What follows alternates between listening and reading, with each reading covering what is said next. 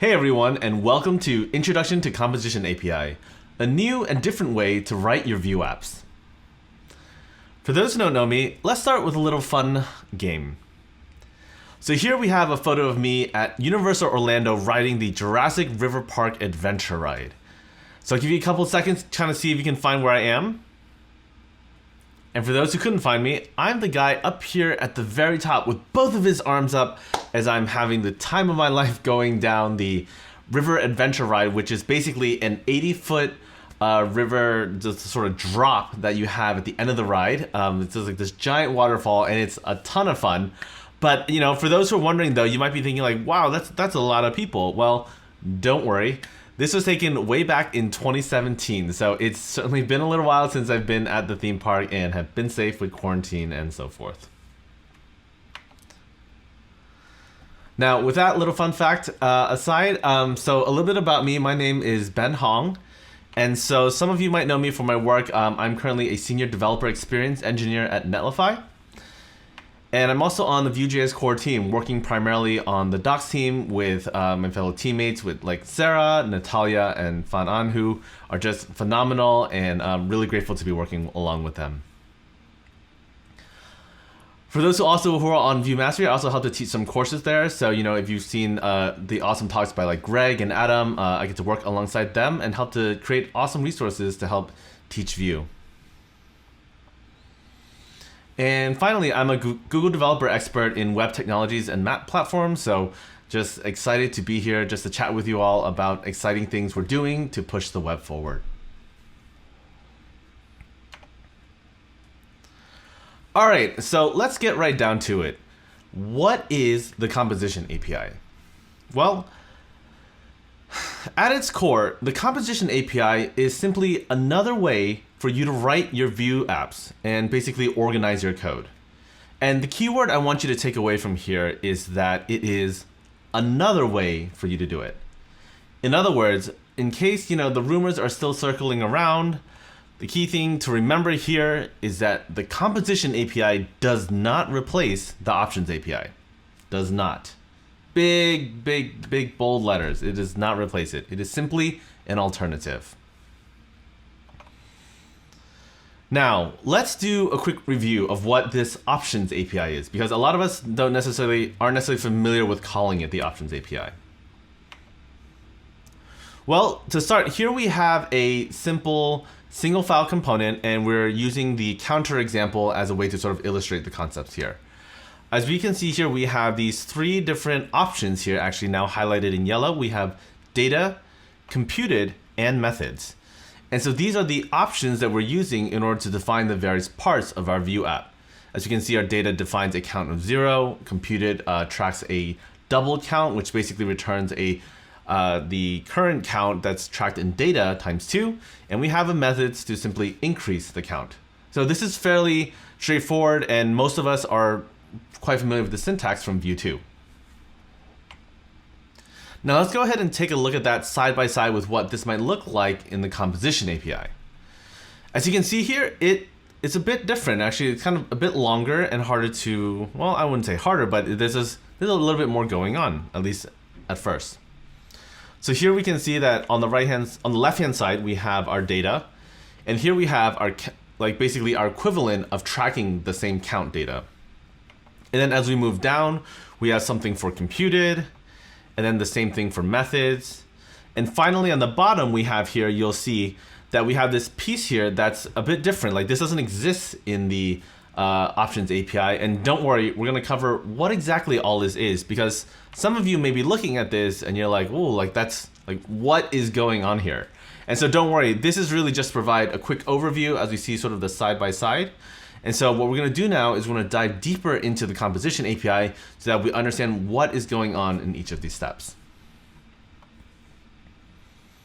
Okay, so let's go ahead and break down our counter app into its fundamental pieces, and let's build it back up using the Composition API. So here we're going to start with, again, we have our export default objects that you would find in any single file component. But the difference here you might have noticed is that we have this method here called setup, which looks basically looks like a lifecycle hook, and that's one of the ways to think about it. But in other ways, what you want to know is that setup is ultimately like the biggest signal that we are using the composition API. This is like the biggest flag that exists as far as the code base goes. In other words, if you see setup, we're using composition API. So inside of here, there are the setup method gets two different parameters and arguments basically that are passed to it. And so they are the props and the context. And so props is exactly what you think of it, right? It allows you to access whatever props are passed into the component. But then context here, for those who haven't sort of dove in deeper into some of the Vue's APIs, allows us to expose some things that we might actually want otherwise in regards to the component. And so here I've spelled out context in its full form, but you might see other people and other code bases shorten it to CTX. So I want you to go ahead and be aware of that in case you see that in other code bases. But inside of this context object, there are three main pieces that we can basically destructure out of it, that it basically contains. And that is the attributes, the slot, and the emit function. And so we're not going to dive into those things today, but just know that like if you're looking for these properties or these methods inside of setup while you're writing composition API and learning more about it, this is where it lives, and you can look more for it later on. But I just want to provide some context that this is what basically setup gets right out of the gate. Now, okay, so now that we have that, there are two main parts of the setup sort of function that you need to be aware of, which is one, the first part is the JavaScript that's in here, because once you're inside of setup, like actually most of our other lifecycle methods, everything in here is just plain JavaScript. Meaning a lot of the sort of view magic that we get by using the options API when we're doing things like data and these sort of things, those things get stripped out. And we'll go ahead and we'll be sure to reinforce that as we go ahead and talk more about this, about the composition API. Now, this is the first part, right, which contains basically our boilerplate sort of JavaScript code that we want to use to set up whatever we need for the component. But the other part here, which is a little bit different from what we're used to in the options API, is that there's this returned object. In other words, this is where we actually manually define what is being exposed to the component. So versus when we're in the options API, typically anything in data, computed, methods, those things, those are automatically surfaced, meaning we can call them in templates and it's already exposed. But inside of composition API, we actually have to manually go ahead and do that. So something to keep in mind. So when we're taking a look at this though, the one thing you have to keep in mind though is that right now, we're just declaring a very simple JavaScript. It's just a constant of count. There's no reactivity or anything going on with it. So let's go ahead and jump into how reactivity works inside of the composition API. All right. So if we look back at our options API, again, when we use our data, like the data function to return an object, inside of here, we're saying that all of this stuff in here should be reactive. In other words, Vue will track it, and then according to its dependencies, we'll make sure everything updates accordingly. Well, when we go ahead and flip back over to our setup function using the composition API, this is not quite equivalent yet because, again, for those of us who have done more JavaScript, you'll know that const of count means that that's it. It's a constant. It's really not supposed to change anymore.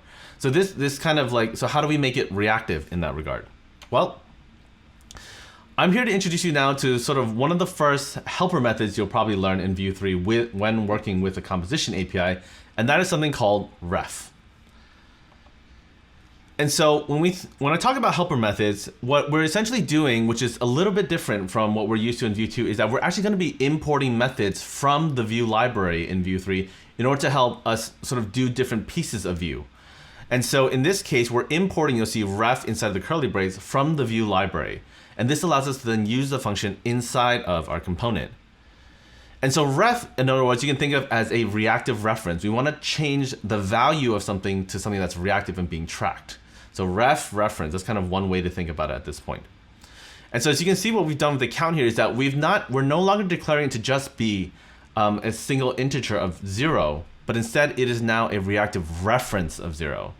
And this makes a big difference because now basically what we're saying is we've taken the JavaScript and now we've manually basically configured the Vue aspect that makes it magical. So let's go ahead and take this now a little further. Yeah. And so there you go. It works exactly as expected. Now, let's take this a little further, and what if we want to increment the count, right? This is fairly common inside of a counter app. Well, your first instinct might just be then to say, okay, well then it's count plus equal 1, right? Except we're still in Java, like this is still JavaScript. We're still within the realm of JavaScript. And so what this ultimately means is that this won't work, believe it or not, because even though we've made count a reactive reference of 0, count itself is still a constant, and you can't mutate the constant directly.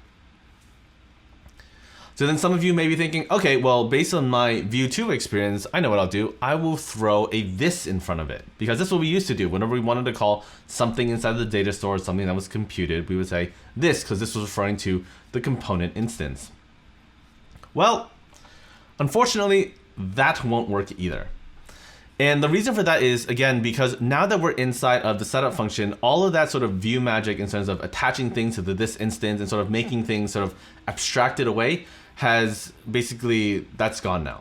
We are confined by what JavaScript allows us to do and sort of its design patterns.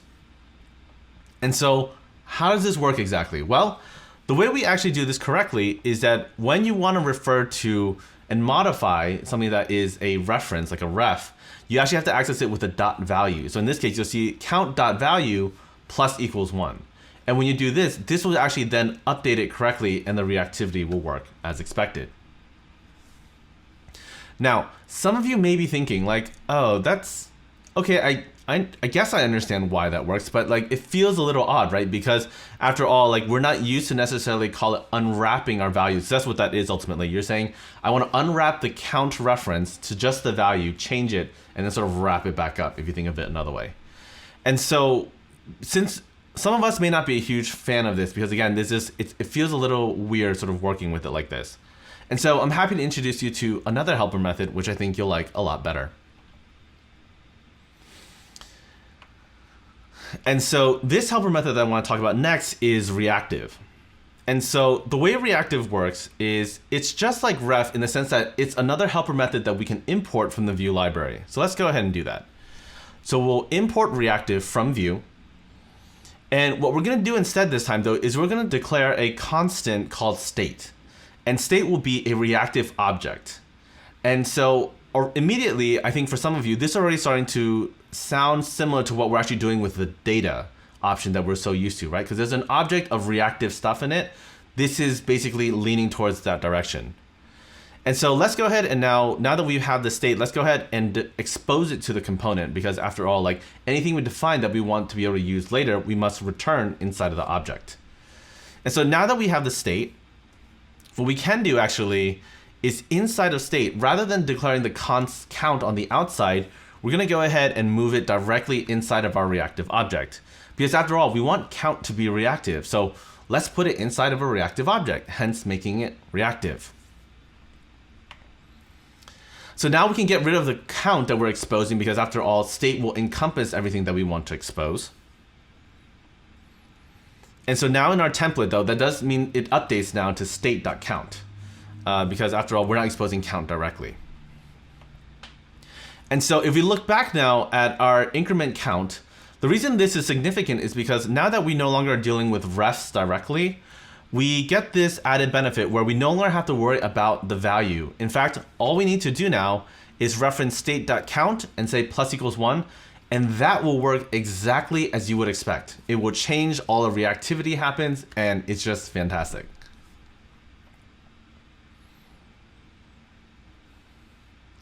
So here's the thing though, is that some of you may be thinking like, okay, that's pretty cool, but I'm not liking this idea that now, you know, if we can imagine this, our state object has a lot more stuff in it, that it's gonna get, well, it's gonna get a bit polluted inside of our template because we'll have a bunch of state dot state dot. And so how do we go ahead and sort of remove that prefix so that we can still keep our templates nice and clean? So what we're going to talk about now is a third helper method in order to help us with this. Okay, so to set the stage again, remember, we want to get rid of state. That's our goal. So our first instinct here might actually be to destructure state, right? That's after all, that's what we do with a lot of JavaScript. We want to break it down into its pieces and then call them individually. But the problem is, and then, vice versa, once we split it up, we would assume that in the template, we can split it off and everything's good. And while you might think that would work, this doesn't work. Because what we have to remember, once again, is that we have now intermixed some of the view magic with JavaScript. So when you have a reactive object and you destructure it, you're actually breaking apart the reactivity. And so if we just use normal JavaScript destructuring, you're going to lose all the reactivity, which is absolutely not what we want. And so in this case, this is where our new helper method, 2refs, comes into play, because what we're doing is we're saying, hey, we want to actually make sure that we keep the reactivity after we've broken it up. And so the way you do that is you simply do this destructure spread as you normally would, but then you pass in the method 2refs and you basically pass it in the object that you wanted to break down. And so in this case, state can then be broken into its various parts. And now this works exactly as you would expect. All right, now that we've addressed how to deal with reactive data, it's time to talk about the property of Vue that most of us have come to know and love because it makes our lives so much easier, which is computed properties. So back inside of our counter example, let's go ahead and assume we want to actually track basically back to the original example of a double count. In other words, whatever the current count is, we want to actually go ahead and do a computed property on that. And so again, our first instinct might now be to do something like a constant of double count equals state.count times 2. And in this particular case, you would think that would work. And so you might be like, okay, well, now that I have this, I'm going to go ahead and expose it, right? Because again, we have to expose it back to the template. This is like an extra step we must do inside of the composition API. And now that we have that, just to make sure the relationship is clear, we have our double count that's displayed here that we're exposing inside of our object. Here's the thing though, this doesn't work. And why is that? Is because right now, again, we have inside of JavaScript world, we have declared a constant of double count, but all we've done is we've said, hey, take a look at state.count right now, and then assign it, like multiply by 2 times 2, and then assign that back to the variable, and then you're done. Because that is what JavaScript does, right? It'll evaluate the statement, and it has no reason to come back and track it. And so, similar to what we've done with Reactive, we actually need another helper method. This should be a nose starting to see the pattern now, right? So aptly named, we have a helper method called computed. And the way it works is actually similar to what we're used to inside of the options API, in that what we do is we wrap basically the value that we want, and that's what's going to be returned from a function. So you see that we have the computer method that's being passed a callback function, and that callback function then contains whatever basically calculation or thing we're trying to do, and the data that's returned will basically be the value that's going to be assigned to the variable, double count in this case. And so believe it or not, just by doing this, you now have a properly defined computed property that we could then, you can reference it inside of other methods, other things, and it'll work exactly as you want. But the other thing that you might not know about is that this is not the only way to define computed properties. What we can actually do is we can go ahead and actually shift double count inside of the reactive store, just as we see here, where we have double count as a key, and then the computed basically helper method where you pass a callback function and return state.count times 2. This is actually the value that we assign, and believe it or not, this works. And so what we see here is that, first of all, one, by basically collapsing it into the state, we have this benefit now where we don't have to expose it and everything's kept inside of our state. And so our return object is a lot simpler and easier to track. But what's elegant about this is that you can now, I think this is starting to shed a little bit of light of what I was referring to earlier on in the talk, where I was talking about the way you can organize your code. Because now you have the option of basically saying, maybe state is a little too generic and you just want to count, or not even count, you want to track count state. And so by this way, you can basically condense all of your computed and your reactive data into one reactive object, and then you start splitting them apart and organizing them as you see fit, as you have multiple functionalities, components, and things get more complex. And so, just know that this is a possibility for you when it comes to working with computed properties.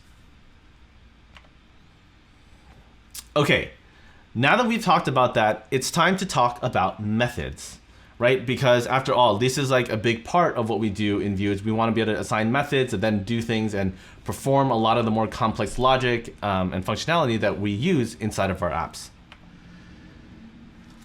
So here, again, back inside of our counter, we're actually going to go ahead and, if you remember, we were doing this const increment count, right, where it is a function that goes ahead and updates state.count by adding 1. And believe it or not, this is actually all it takes to define a method, because what are methods at the end of the day? They're JavaScript functions that we want to run. And so even though you might be like, oh, there's no like method helper that we like need to import. Like, no, this is just JavaScript after all. Like the key magic that Vue often provides to us that we need to remember is in all like the reactivity magic and how things are combined, computed, and cached in a way that makes our lives easier. But then again, we can write normal JavaScript like this as far as increment count, and this is a function that we can call later on.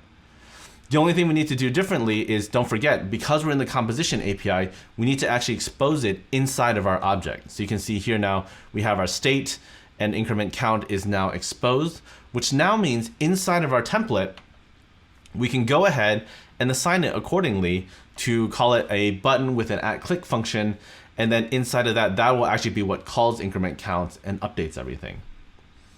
And believe it or not, that's all it takes to define and use a method. Now, believe it or not, those are the basics of the composition API.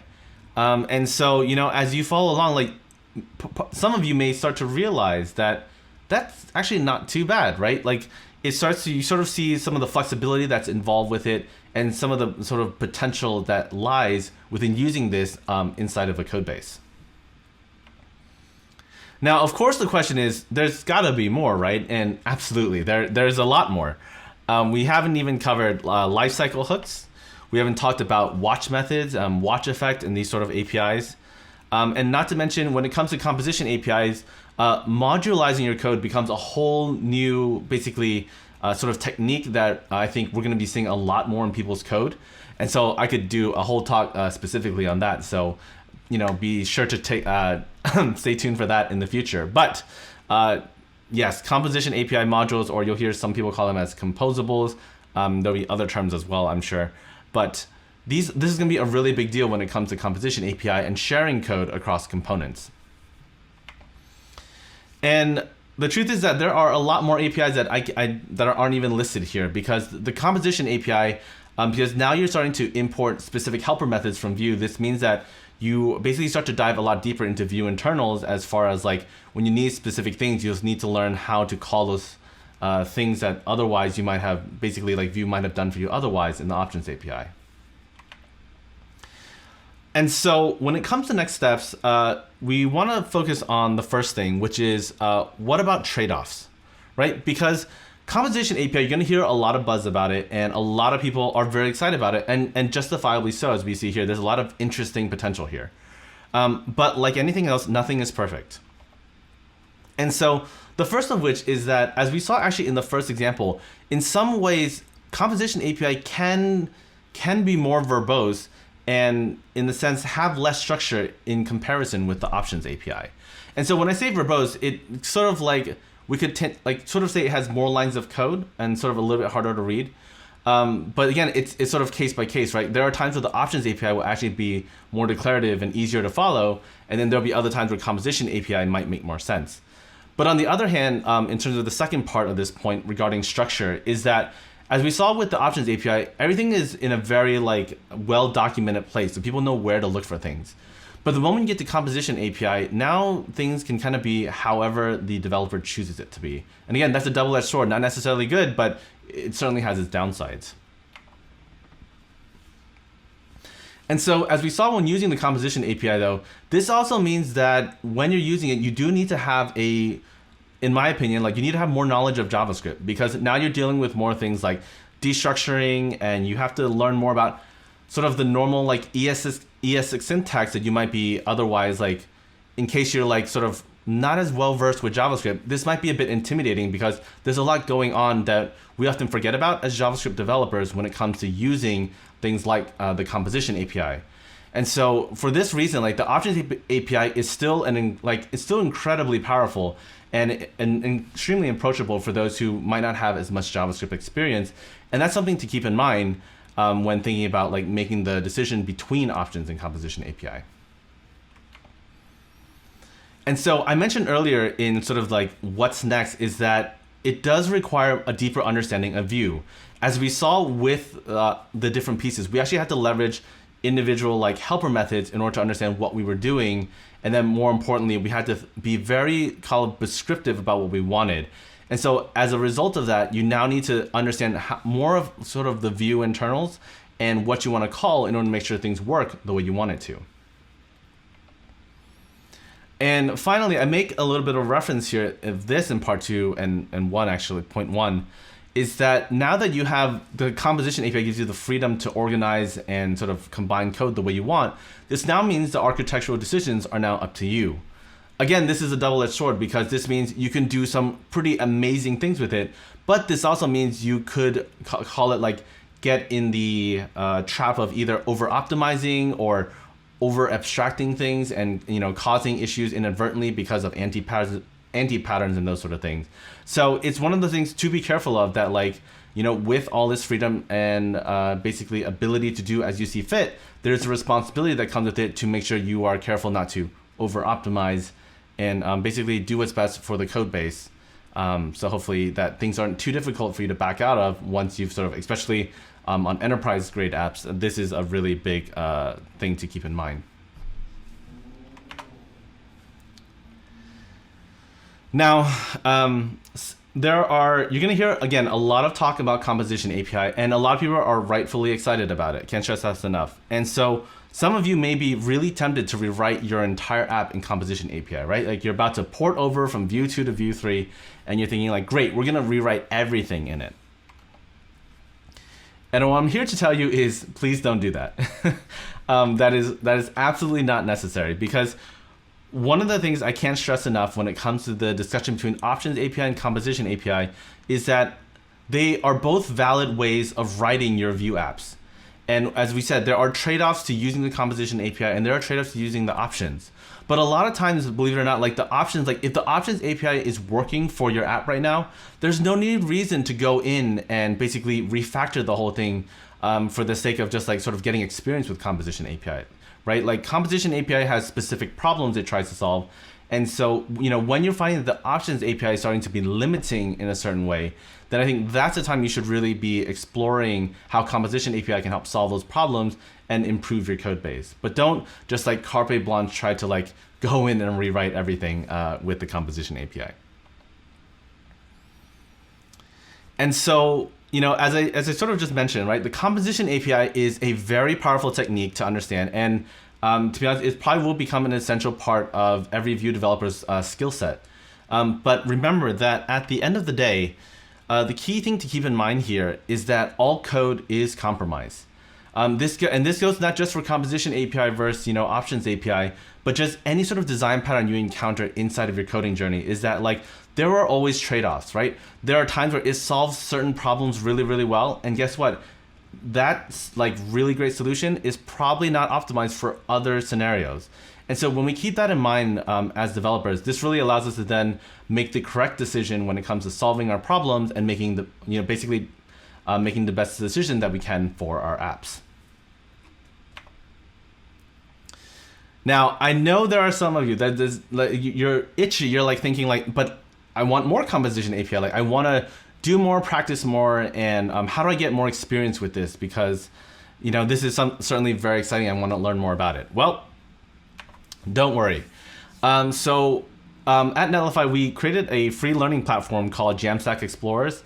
And the reason I want to share this with you is because one, it's 100% free, but two, I actually created a course on here called Launching with Composition API, which will allow you to basically sort of explore some of the things we've talked about today. But we also have basically examples and basically different challenges for you to practice.